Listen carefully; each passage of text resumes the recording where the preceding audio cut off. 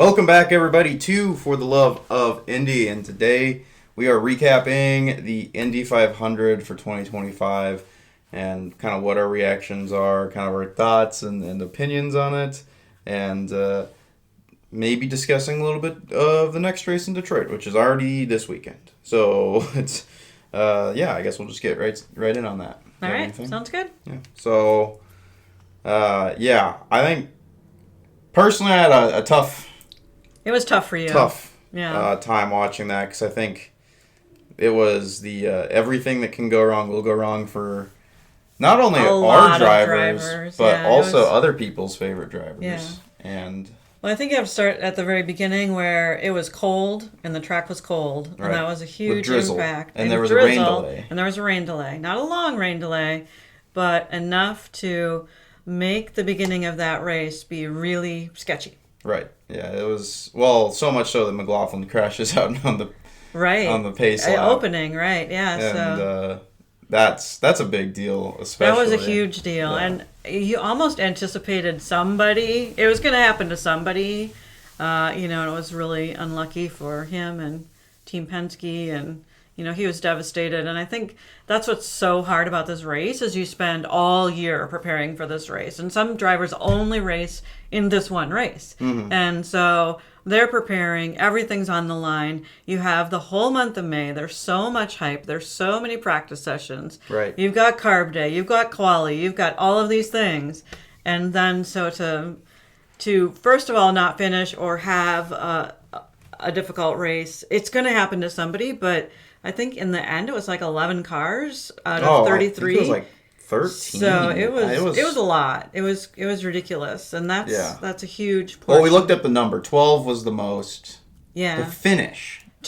Yeah. Right. So that was. So we weren't close to that. In 1973, we were thinking we were going to get there though. 1973 was a really, really tough year. Yeah. So I mean, the track conditions were just awful, and I don't know how that just was, but they were some of the worst, like the third worst track temps in history of running the 500, I think was another thing. Yeah. And then the tire gal who they interviewed, it's like, oh yeah, these tires are great from, temperatures 50 to 100. And, obviously they're optimized in that more 70 to 80, to 90 range. But yeah, that track temperature was really cold. Yeah, well, and then not to mention even ambient air temp being down, was causing issues with brakes.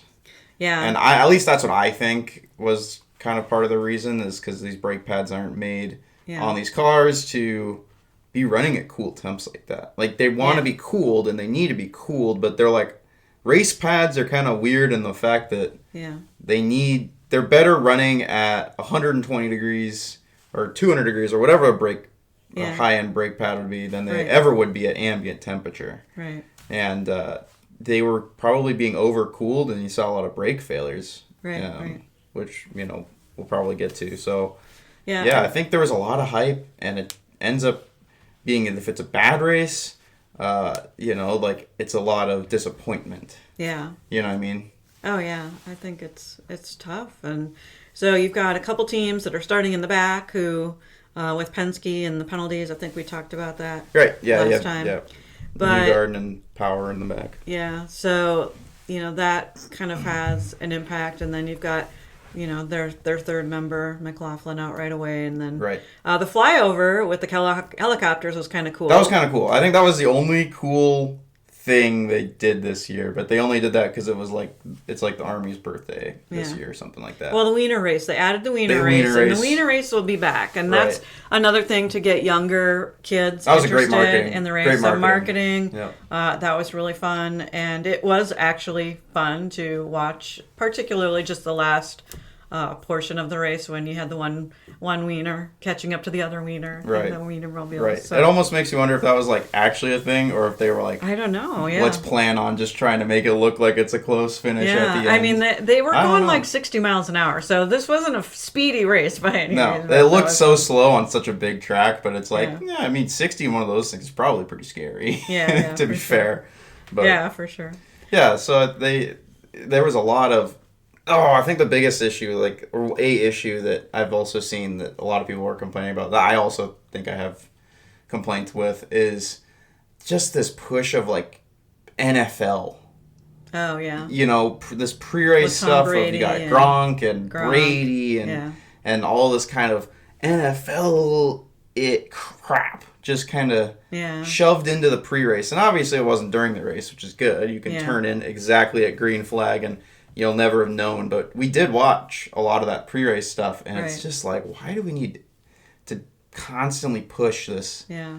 I know Fox and NFL and that stuff. I think it's a Fox thing. And then I also think, like, when you look at numbers for Indy, this is, like, the best numbers they've had in a long time. So over 7 million people watching. Right, but I don't think they needed to push NFL to probably pull those numbers. You know, we're not big NFL fans. So for the people that are, they probably loved it. They probably like, this is awesome. You know, for some of the drivers that are fans, you know, that's there's people who are like, well, NFL has...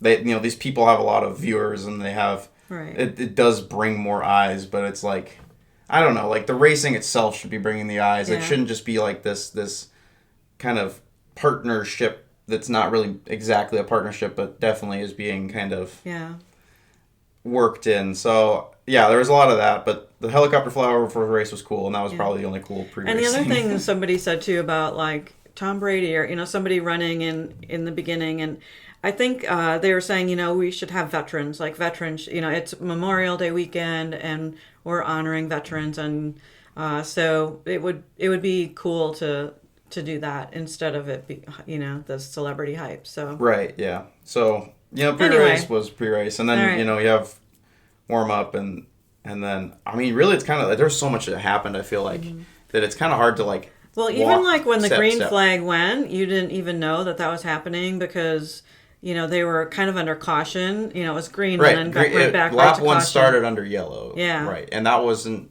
displayed or anything. Yeah, so it was a little confusing, especially for people that are expecting like this, you know, big burst, and it just didn't quite happen that way at the beginning. No, not really. And Schwartzman pretty much lost the lead, like, right away. That car kind of... Yeah, I don't know. I feel really bad. I think he was being cautious, though. I think they were kind of... like there was a lot of more...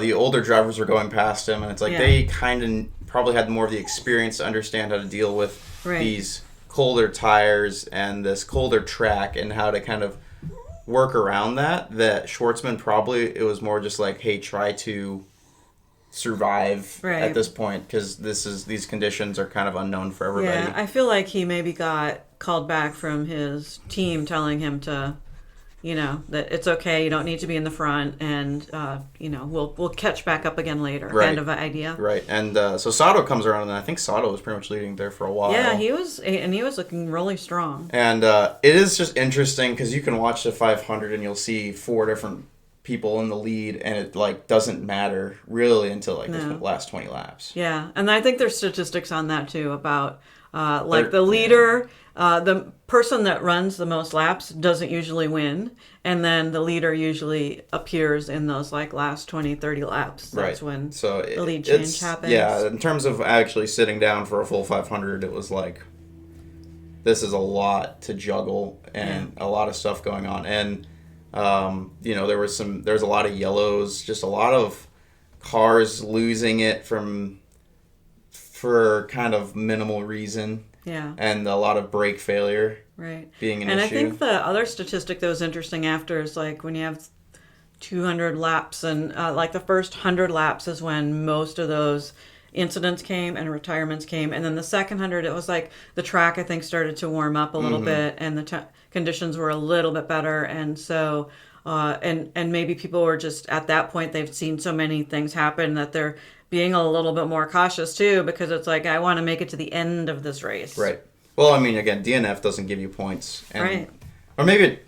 Well, you still get some payout, actually. So. Yeah, maybe it does still give you points where it just... You get less points because you're at the bottom because you DNF'd, right? So minimal points, at the end of the day. And it's double points for this race too. So if you're finishing and you're, you know, like getting those points and you know, that just where you're standing is better. So I mean, you want to be, even if you're 15, you'd rather be 15 than, you know, 33rd or whatever. Yeah. So I don't know. There was just a lot going on. And then I think who was like the first driver that gets screwed in our list was Herta, because Herta locks up and gets a freaking drive-through penalty. Yeah.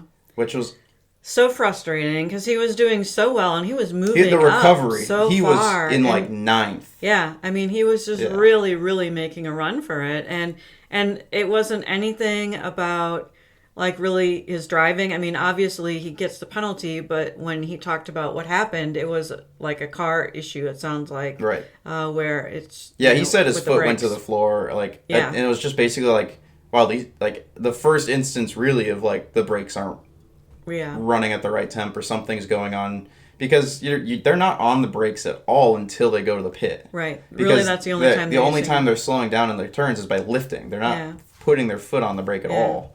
And I think like the brakes are optimized to like you have to kind of pump them, or they're optimized to be a little bit away from the actual like instant. Like when you're driving down the road, you get instant brakes as soon as you hit the brakes. But the way it's set up for their cars, it sounds like it's a little bit different, where they have to pump it a few times and.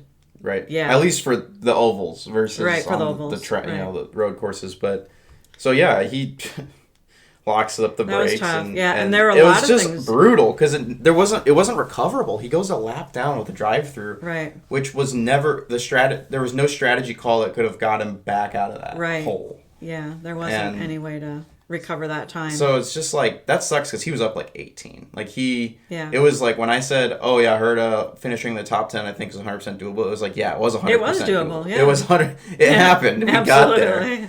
Pure pace and better restarts and stuff like that than other people. Right. And then it's kind of thrown away like on one penalty, and it's just like. Then we had a couple different strategies play out. So we had like all three of the ECR cars.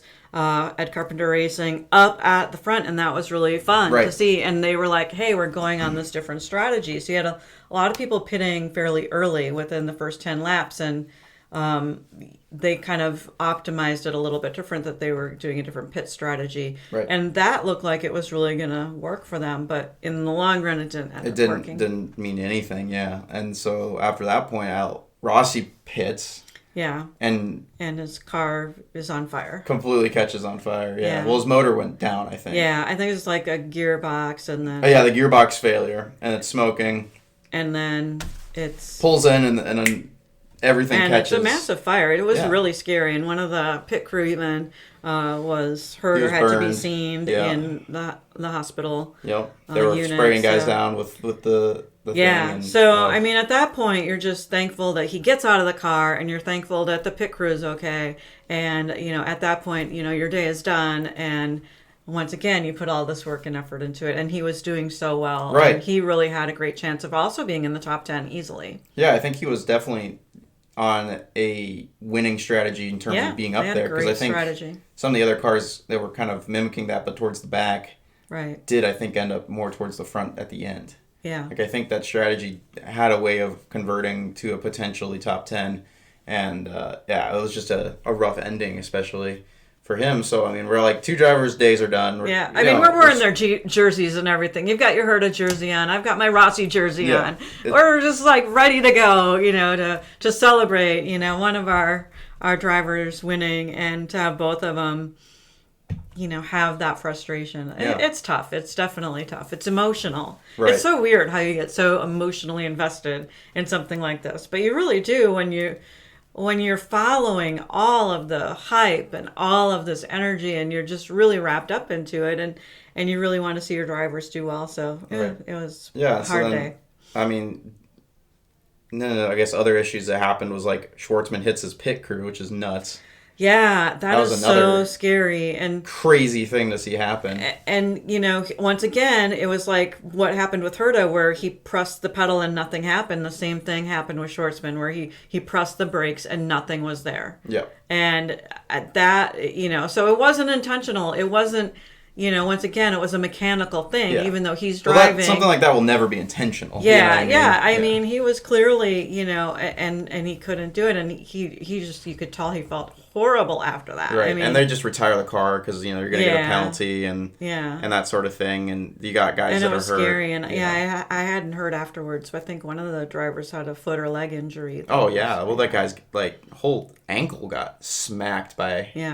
like the side pod, it was crazy. Like, especially when they played the slow mo, it's like, that guy's freaking screwed. Poor guy. Yeah, I mean, that's one of those things too, where you everything's going right all of this time, right? And then when you have something happen like that where it's just an outlier and a pit member gets hurt, I mean, part of that is like, yeah, when they're out there every single time, their life is on the line. I mean, and you forget about that. You forget about the danger that's involved. Right. Every time the pit crew, how dangerous it can be of a job. Yeah, you don't think about it because you see perfection so much. Right, right. Yeah, and then the one time it doesn't. And so it's just like, man, those temperatures in the pads were causing all these sorts of things. Right. You know, and then VK goes to pit one of the times, and he's off cycle from everyone else, so he's pitting. And he was doing, I don't know, his race was okay. It wasn't... He started at the back, but he was kind of in the middle, and it was just like, he's there, he's in the running, he's not doing bad, and then he locks up in the pit, but it locks the rear, and the whole car spins into the pit wall. Right. I was pissed. I was so mad. Yeah. Unironically, for some reason, I'm like, I don't know why, but, like, that sucks a lot. Yeah. For him to have just lost that race, too, like... Yeah. So that VK's out, you know, like... Rossi's and out. that's it was another brake issue too. Yeah, another brake failure. And being cold and the brake not doing what it's supposed to do. So that was like majority of the problems, I feel like. If you went back and looked at why people had issues, majority of the issues related to the track temperature being cold or the brake. Right, like a slip from temp or brakes. And also I'd like to note, because once again, no pit stop timers, except for Rossi's fire. They brought it up. For some reason. It's a real graphic. Yeah, it's they real. have it. They have it. They will not use it.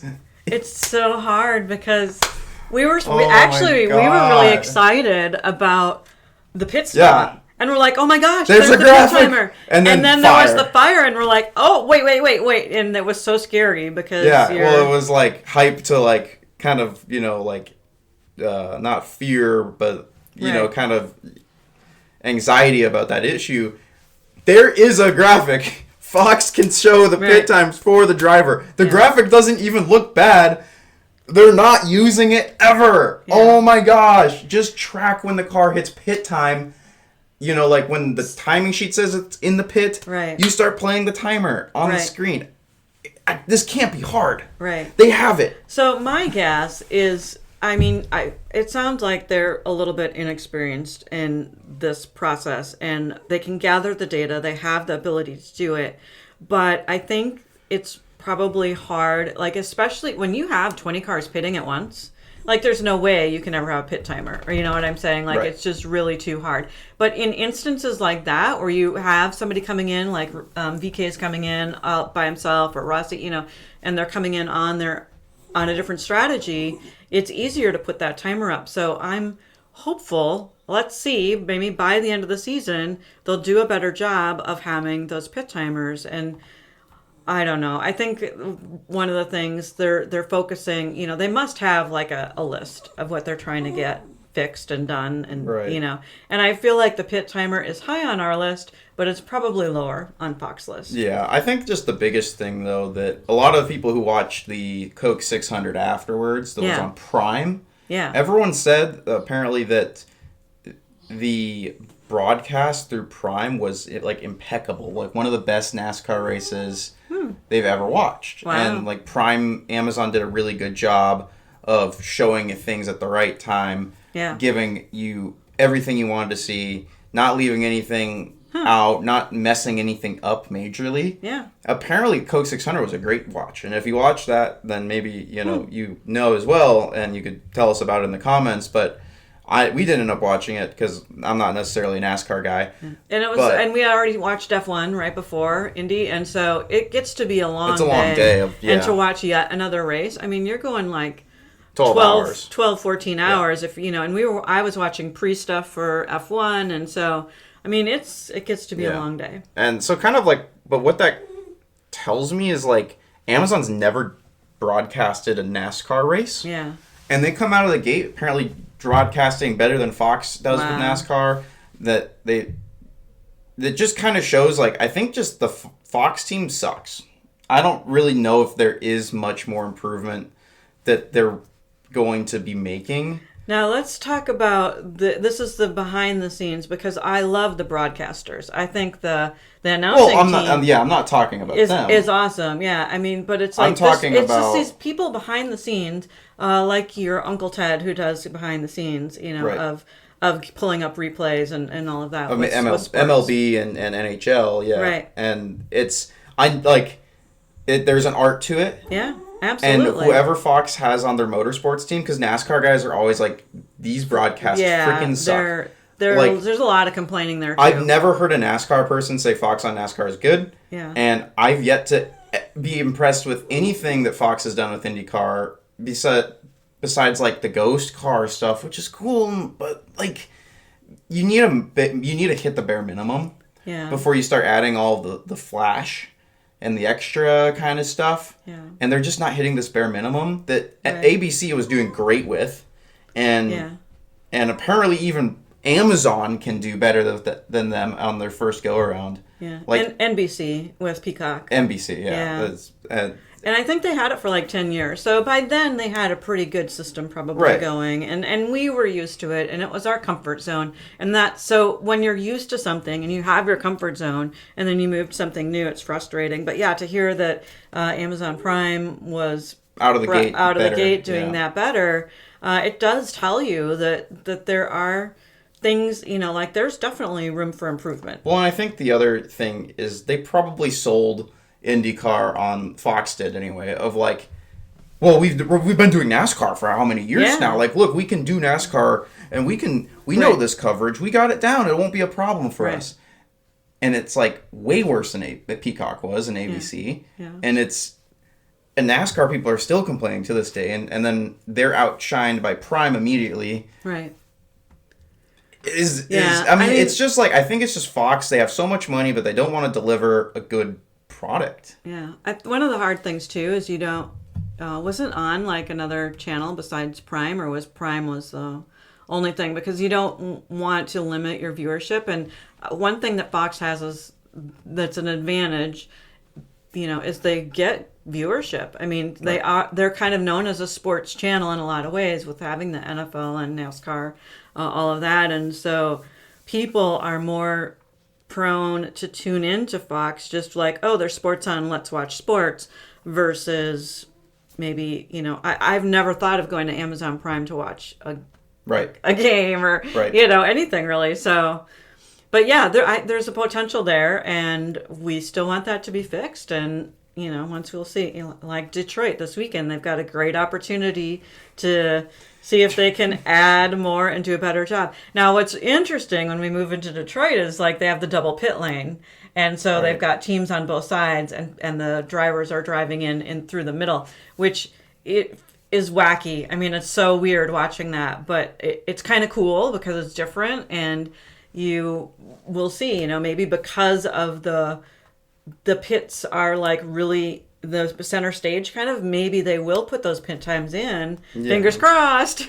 They'll put the pit times in. Well, and we can see I'll certainly keep crossing my fingers, because we know they have the graphic now. Yeah, we know it's there. Now that we can't deny the fact that they don't have the data. They can go with a graphic, and they can put the graphic up whenever the hell they choose to. Right. We know they can do that now. Yeah.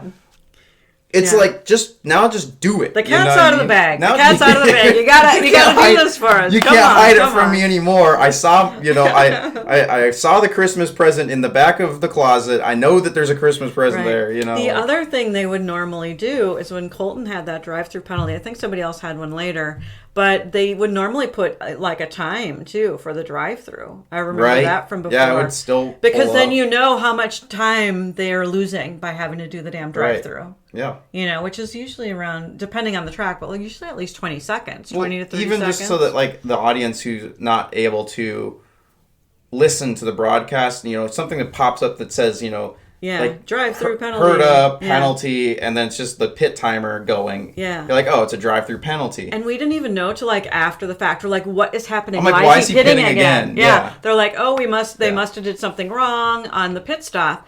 And so we're wanting to see. We see he's coming into the pit again, and we don't get any information. And then, like Hinchcliffe, like a few laps later, oh yeah, by the way, Herta had a drive-through. Right. And it's just like, oh, what? Like give us some information on this. So. Right. So I think then we have kind of, that's like the front and middle of the race, and then you kind of have the back half of the race. Right.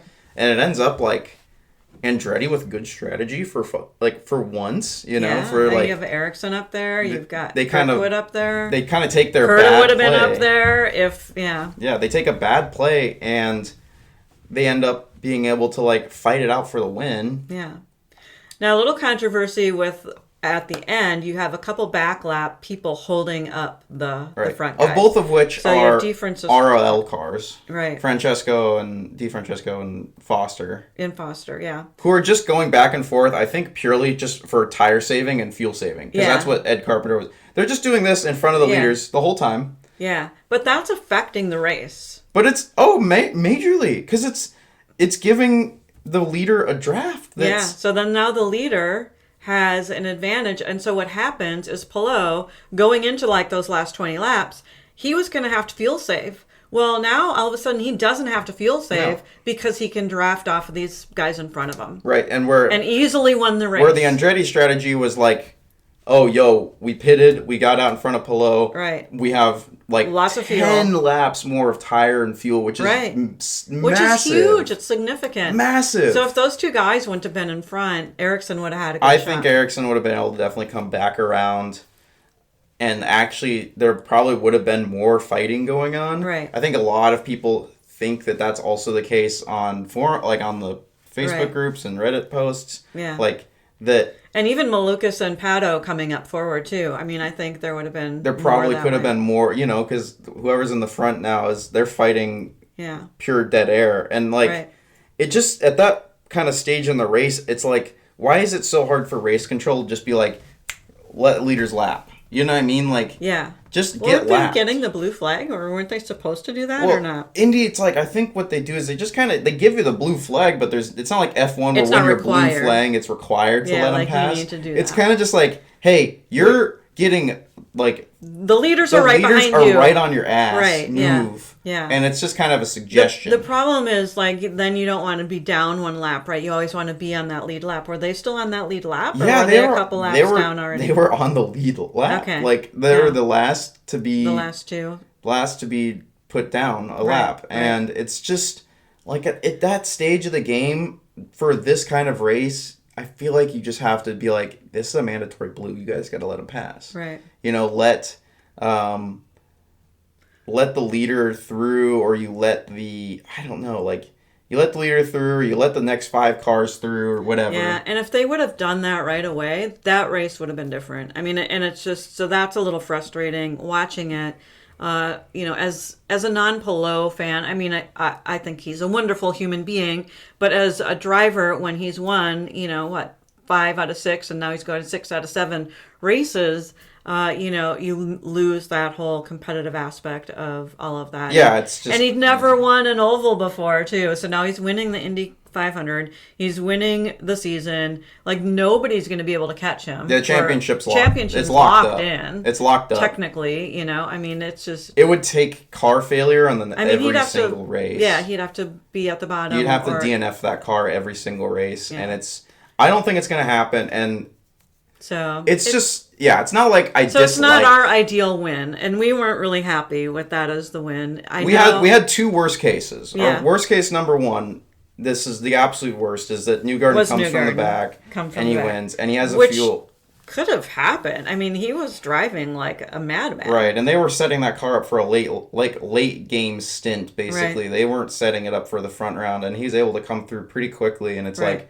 That was scary. It was getting kind of great. Yeah. And then they have a car failure, and it was finally the first time I'm sitting here going, please don't let this guy actually get something happen. There's a car failure, which was for once ever we finally that happens. Right. After all of my drivers have been screwed, so it's it's not like there's anything left for me here. But there is with Ericsson. I mean, we're excited, Team Andretti, and Andretti hasn't won a 500 since Mario. The 60s. Yeah. it's ages ago. So it's like, this is what we need right now as an Andretti fan who, like, we just are masochists. And it would be fun for Marcus to get his second one. And his second win. You know, so we were definitely happy about him being right there. And so, yeah, it was just a tough. So, yeah, our second worst case was, like, Palou wins another race. Right. And it's like... And that... I really wouldn't care if it wasn't for the fact that every other race this season he's won. Yeah. I think if it was like... Yeah, and me too, same. You know, if it was like there was a different winner for the last five races going into the 500. And then he won, it'd be like, oh, cool. And it's first oval to do that at Indy. I think that'd be so cool. Yeah, I feel a lot better about it. I would be like, this isn't that... It's just like, it was inevitable, right? It's like, sure, this was going to happen. We knew it was going to happen. Like, right. He probably knew it was going to happen.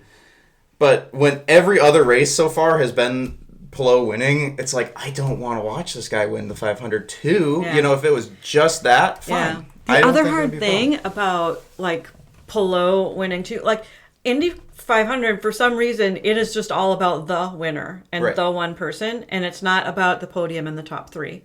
And so that, to me, is frustrating because you're top 3 out of 33 damn cars, like that's a lot, over 500 miles, and every other time we're getting a podium with all 3 drivers. And yes, you can do those special things, you know, you can still get the wreath, you can still drink the milk, you can still kiss the bricks, right? But let's get more of the coverage of those top 3, because then, you know, Marcus coming in and he's just devastated and he's like, buy his car, sad, versus, you know, come in and you're on the podium and you're the top 3, and, you know, so it's just like this all or nothing. And I don't really like the all or nothing aspect. Yeah, I think it's kind of gotten a little bit too much of like this celebratory, like just over thing. You know what I mean? Like, at the end of the day, like, yeah, it's a big race, but it's still like it should be treated like other races. And I don't know. I think maybe we've gotten too far off the path of it's just too much now, or too much spectacle. And now we're not even going to mention the fact that, you know, Malukas is up here, who couldn't drive the 500 last year, and his other experience with like the 500 was like in like rookie crappy cars, you know what I mean? And now he's in an AJ Foyt car, which is crazy, and Sammartino's top 5, You know, like you have both AJ Foyt cars in top 5, which is freaking insane. But is anyone going to talk about it? No, because we're going to look at just Palou. Yeah, we're only going to talk about Palou, and the rest of the stuff's not going to be talked about. But like Malukas, it's like, holy crap, this dude's literally the same age as me, and he's this high in the 500. It's amazing. It's awesome. Like the one driver that I could root for the day. It's like, but when all my other drivers are doing, it's like he's kind of like, there's some drivers where you're like, sweet, they're also doing well while my other drivers are doing okay. It's like, but when it's like I've been in the ditches this like towards the end of the race, I'm just like, who do I have to root for? It's Ericsson and Malukas, and they're both like runners up. And it's like, you know. And so we still want the opportunity to celebrate them. Well, do we move to what happens after the race? Right. So then, of course... So cars are always, after a race, before the race and after the race, they have to go through tech. And tech measures things, looks at things, and makes sure the car doesn't have any violations and is able to enter. Or sometimes they'll give a penalty, or they'll... do different things. So after the race, they go through every car, and even sometimes your weight can be off, or like just minor things can happen maybe to you during the race that can affect afterwards of what it needs to be. And unfortunately, once again, we have problems. Yes, and these are kind of things where it's like, these really should have been caught pre-race. You know what I mean? Like, there's pre-race inspection. That's what. You shouldn't let a race car through with issues, and let it race, and then after the fact go, now we noticed it. Yeah, we didn't notice it at the start, but we're noticing this now. So that is an issue. It becomes the whole thing of like, well, do you take away Newgarden's 2024 win with the illegal modifications to that car? It's that whole thing again, and it's like, well, no, because you let him race the race, you let him through, like pre-race didn't catch it. And the result's the result. Like, I think it's just like it's said and done, right? And so post-race, though, they catch that both Kirkwood and Ericsson significantly modified their car for in an illegal manner, which freaking sucks. I'm like, we were talking about it, like if Andretti got caught cheating, we wouldn't be pleased with that Yeah, no, as Andretti it's fans. devastating, And it sucks. Like, they're pretty much just like, So initially they're like, oh, no, we're going to fight this, right? We want a full review. And then, I don't know, they did a review. After the review, they're like, we accept the punishment or the penalties, and we will look to be better compliant in the future, which I think that's the which is the Detroit. Easiest, I mean, they gotta get it together for Detroit, so let's hope. Right, but that's the easiest way for Andretti to be like, yeah, we own up to it. Yeah. Which I don't ever really remember seeing much from Penske. Right. It was, at least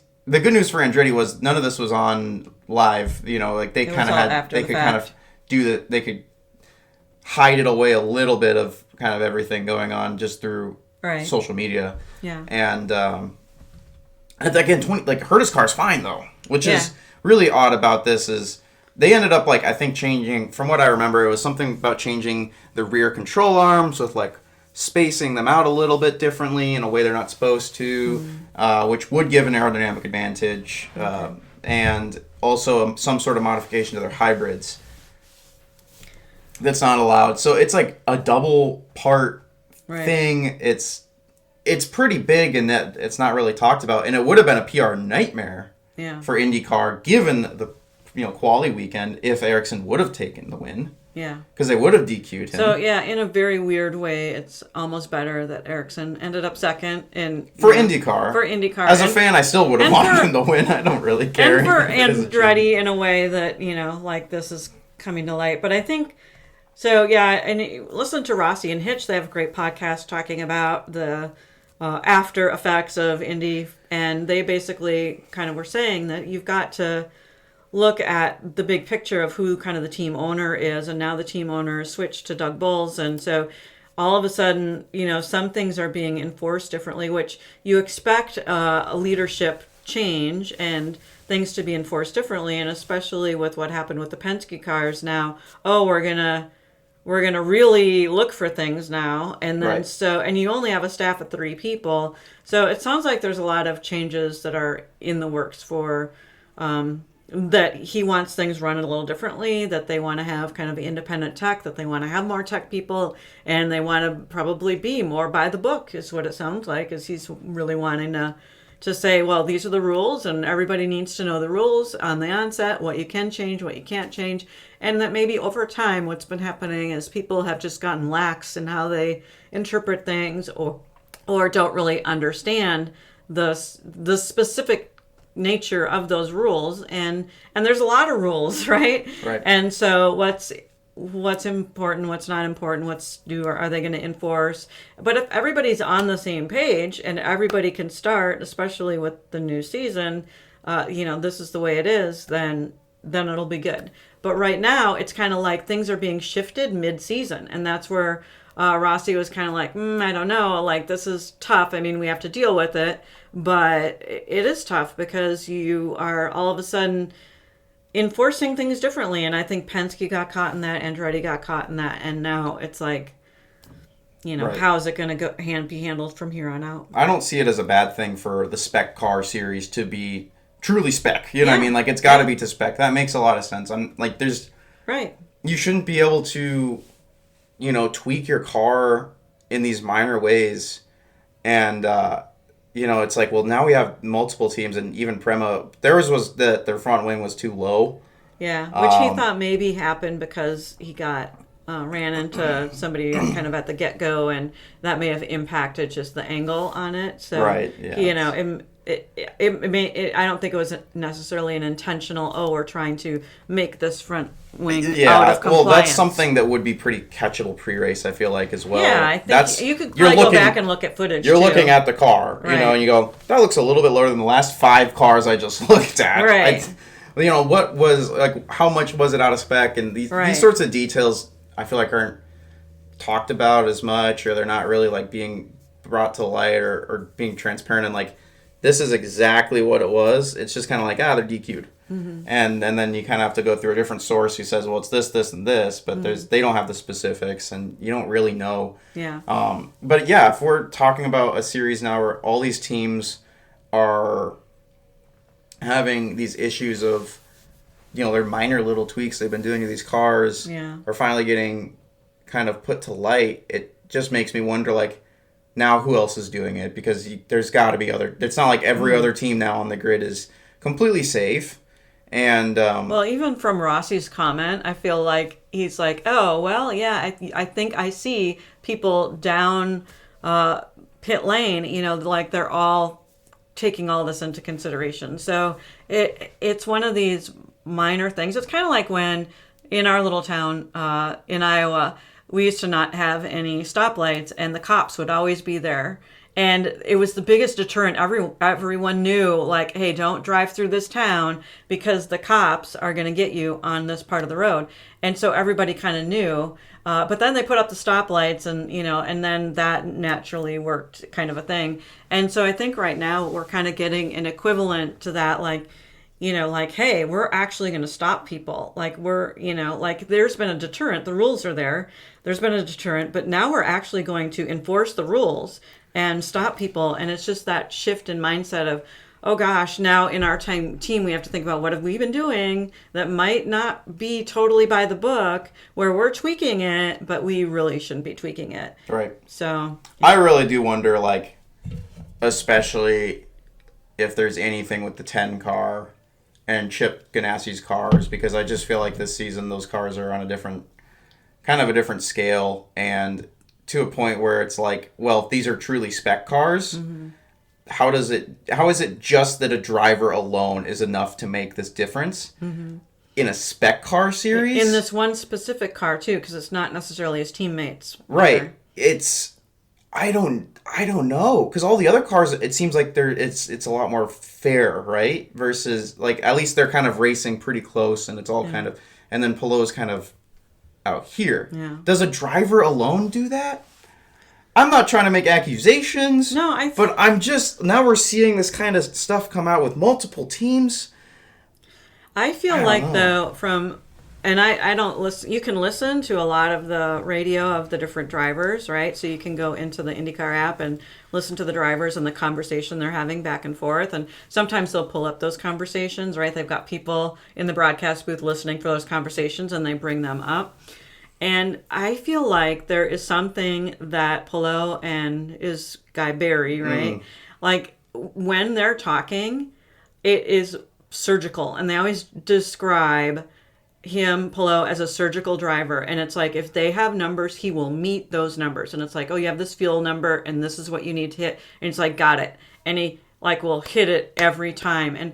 And so for me, part of it, I do feel like, is the driver and the relationship with the engineer, the strategist, that is really making an impact. Now, I could be wrong, and there could be things behind the scenes that we can't see that are happening in their car that is not observable when they're going through tech. And that's the part that I get nervous about. Yeah, that's kind of what I'm thinking, that potentially there's something there. Yeah. If I was in a different team right now, I'd be like, yo, can we, like, get tech to just, because this car has done so well, like, surprise, you get a tech inspection that's like an hour long. You know what I mean? It's like, we are through the book, and we're going to dig through this car. They should do that with everybody. Well, they should do it with everyone. You know, and maybe you do that with, maybe, like, you find a way to implement that for, like, 3 cars out of the grid get picked this race just to get the freaking...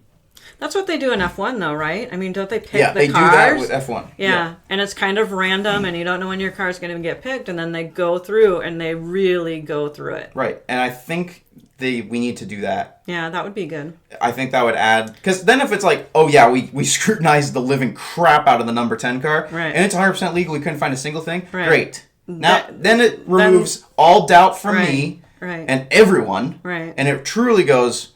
Okay, it's not just a car.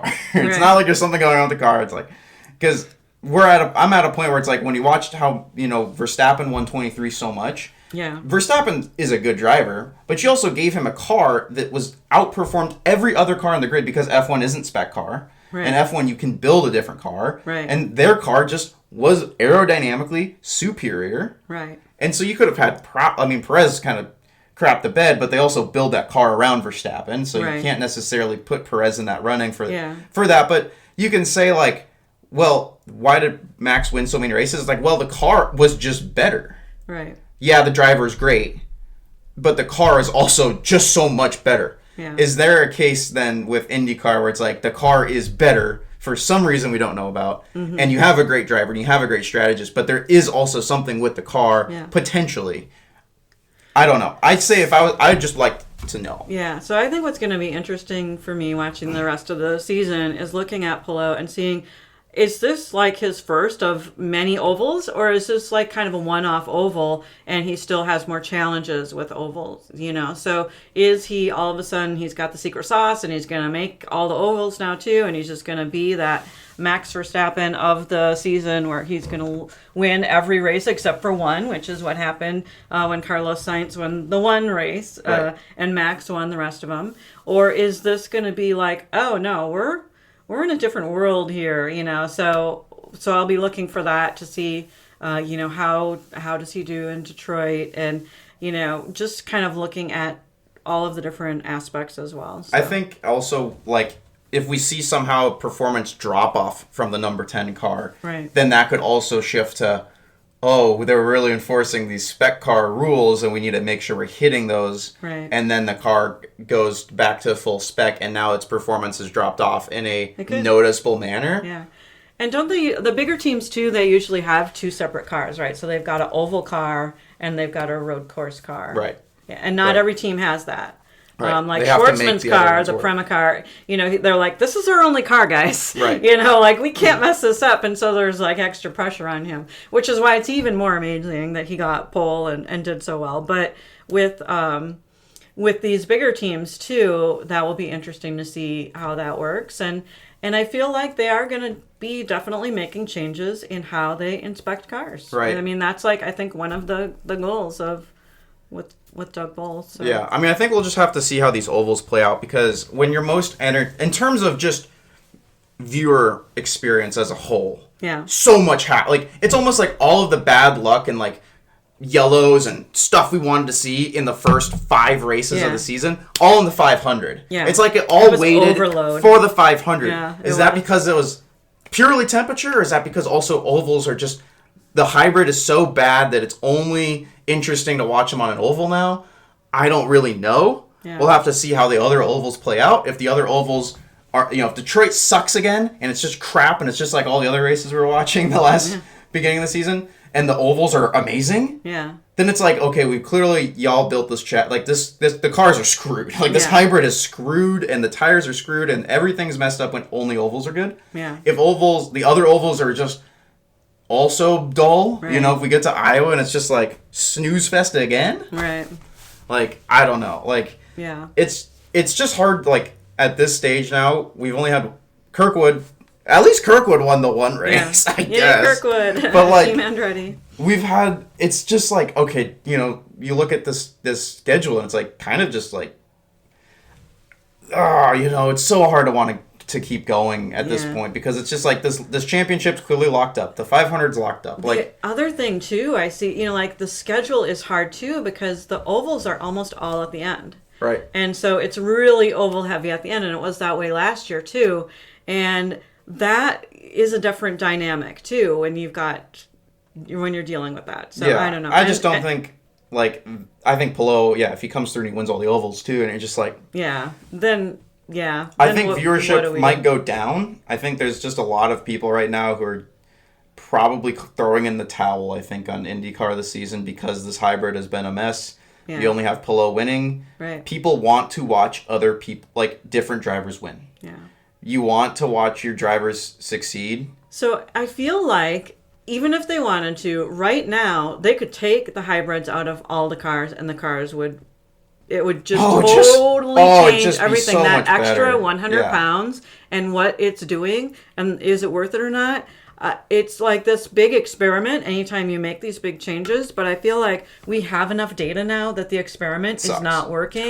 The drivers are not happy. When you hear their interviews, they're just like, nobody is like, yeah, I love the hybrid. It's the most amazing thing in the world. It's making my driving better. No. You know, it's making the races better. No. And so that's the other big thing that they could do right now when they've got, a 2 or 3 week in between, which I know they have coming up. I mean, you've got Detroit right now, but you've got a little bit of break here and there. You could totally go in there and tell the teams, all right, guys, we're going to ditch the hybrid for the rest of the season, and we're going to see what happens. Right. I think the biggest thing, I just read a racer article right before we started this where it was about Pato talking about the hybrid. Okay. And Pato's like, it's trash. It's terrible. Right. I hate it. Everyone hates it. Right. It's just some of us are more vocal about it than others. I'm going to tell you right now, it sucks. Right. And it's kind of basically, a lot of it said like, they approved to going to the hybrid in 2019. Wow. So think about the state of the world in 2019 or pre-COVID where the whole point of this was to try to make this more, line up with where the auto industry is going. And the auto industry at the time was like, yeah, electric and hybrid, this is it, man. Right. This is where all cars are going to be. And now look at us in 2025. And they approve it then. Right. And then it takes them 4 years to introduce the hybrid and get this thing made. And then it's introduced in 2024. And it just and then you had decent racing. So you're like, oh, maybe it's all right. And now it's falling flat. Right. Also look at the market industry for electric and hybrid. Right. Falling flat. All these automakers are rolling back electric. Right. They're like, Volkswagen, Mercedes, Audi, GM, Honda, every single car maker was like, 2035, we're going to be fully electric cars. Right. And now they're like, no, we're not, because electric car sales are plummeting. The people who want electric have bought it, and no one else wants it. Right. It's not the future. There's a lot of, I think people are seeing the issues with electric, and this is a decision that was made a long time ago and locked in on a long time ago. And the market that they made the decision off has shifted completely. Right. And it's just like... I think another big thing is they're using fuel that's like a renewable type of fuel that is a better fuel. And so that's a big way that you can have a green impact is the fuel and not have to have the hybrid. And they're doing that. And that's a big... important thing too. So I think especially with that 100 extra pound weight, if they could do it in a way that was not impacting the car with that 100 pounds, then by all means go ahead and do that. But anyone that buys a car that is you have to plug it in at night, you've got this huge battery at the bottom of the car and it's got all this extra weight. Right. And so you're pushing around all this extra weight. And guess what? When you plug in your battery in the house, you're using power. You're using battery power. So now that instead of getting gas at the station, you're using your electric bill is going up. People don't think about that kind of stuff, but the electricity, that power has to be generated from somewhere. And you have to pay for when you go to like a supercharging station. You're paying at a supercharging station. It's not free. It's not free. In terms of the whole point of an electric car, everyone's kind of gone. Who wanted it, got it. Right. It's great for cities. That's it. Right. It's perfect for cities. Yeah. 100%. This is where electric should be, is like... in big cities. Big cities. Yeah. Anywhere else, it's not sustainable. And the auto industry's noticed this. Right. And it's time... And Pato is basically saying, hey, F1 did this they went to hybrid 10 years ago. Right. Indy needs to stand on its own, be confident in who it is, and not try to, follow this trend. Right. Try to hop on these trends. Right. IndyCar can be freaking awesome if it just owns up to what IndyCar is and tries to do its own thing and not follow these trends. Feel like it has to. And follow this sort of thing. And it's just like, you're so right, Yeah. Like, and so now he's very vocal about it at the end of the day of just like, this sucks. Yeah, and I think maybe when the other drivers are all kind of in unison about that and working together, then you can see those changes, especially when you have somebody like Doug Boles coming in who will maybe listen to the drivers and have that impact. So I haven't lost faith in IndyCar. I know that you had a tough 500 and it was like super emotional for you. And it was definitely emotional for me and scary, like watching Rossi's car be on fire and him, like potentially be on fire. That's scary, scary stuff. But when you are at the end of the day looking at this big picture, yes, this one race is a big deal. but let's keep watching. Let's keep seeing what changes can be made.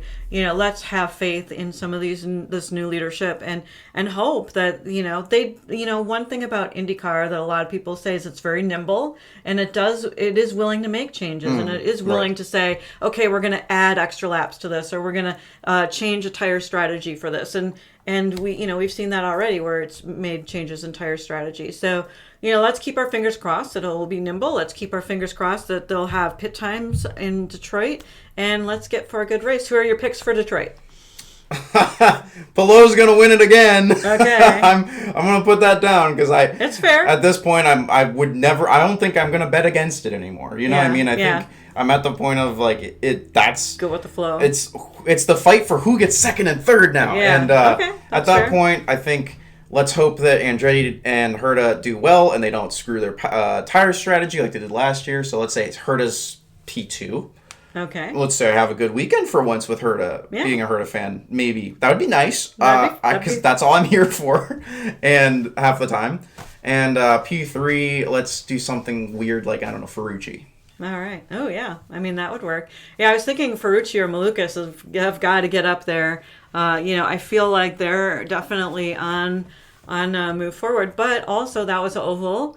And I feel like Santino's, he's pretty good at both road courses and ovals, isn't he? Yeah, he comes through sometimes. But I just feel depends. like ovals, he's done fairly well. But yeah, so I'm gonna go with.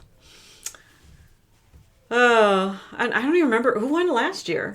We can't remember who won last year. So we were kind of joking that maybe we thought Dixon won. It could be. I'm gonna look it up. Yeah, you can go ahead and look it up. Keep talking. But I'd love to see our drivers up there. So I want to see Herta up there. I want to see Rossi up there, and I want to see.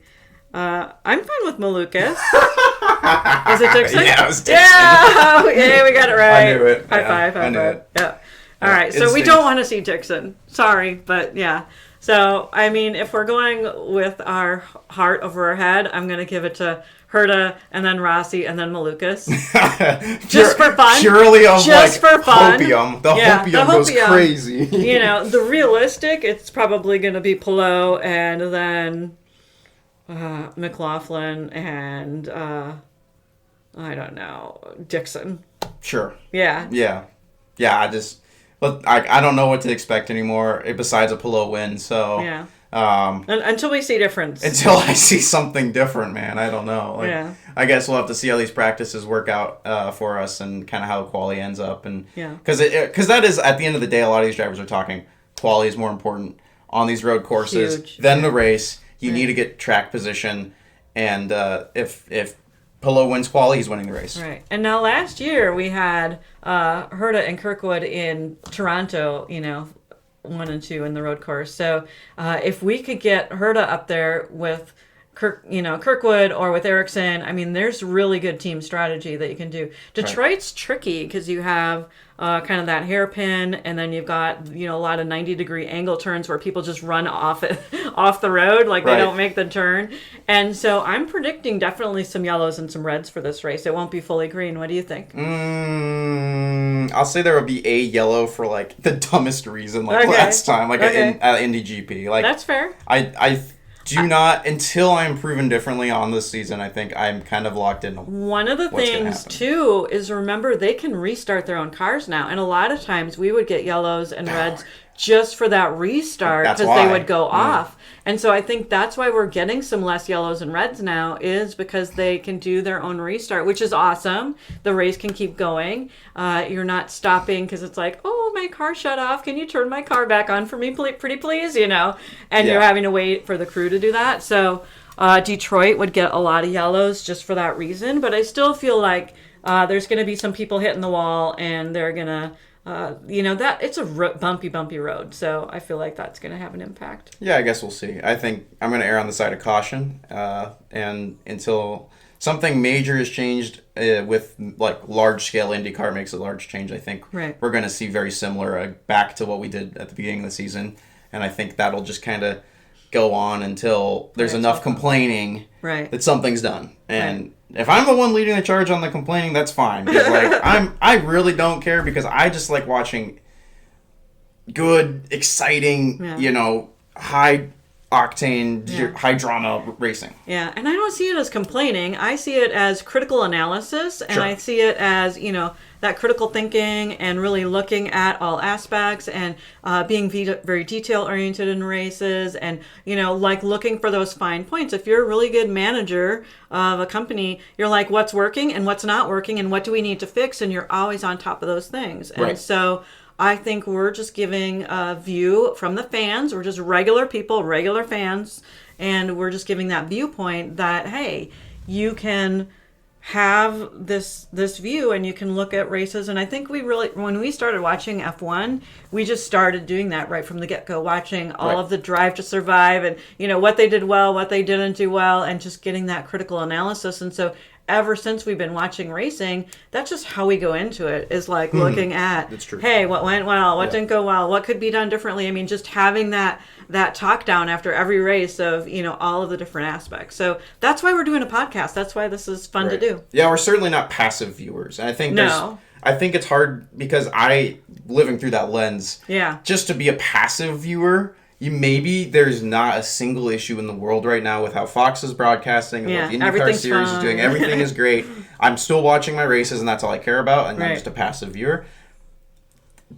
Passivity in my life, in our life, is not really a thing. We're highly critical of a lot of things. I'm highly critical of the stuff I do and kind of how I live, and that's just I don't think it's a bad thing to be critical of your world around you, and I think that's.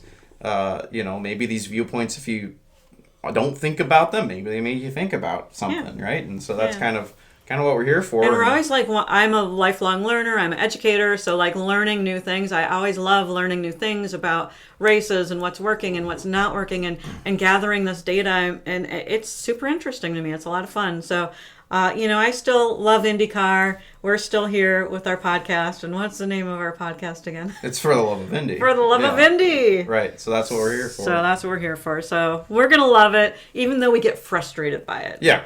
Makes me mad. Kind of like your car project sometimes, right? Yeah. You have a favorite car, and you love the car, and the car project is not going well, and it's just life. Yeah. It's just how it is. So, let us know what you guys thought about the 500 in the comments.